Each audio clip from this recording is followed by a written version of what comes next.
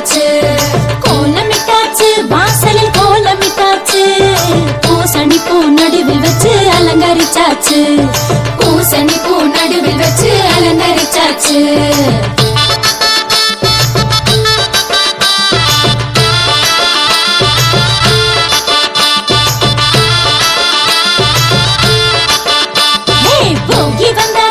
இப்போ போகி வந்தாச்சு. பழைய குப்பை கோலம் எல்லாம் ஒதுக்கி போட்டாச்சு. பழைய குப்பை ஒதுக்கி போட்டாச்சு.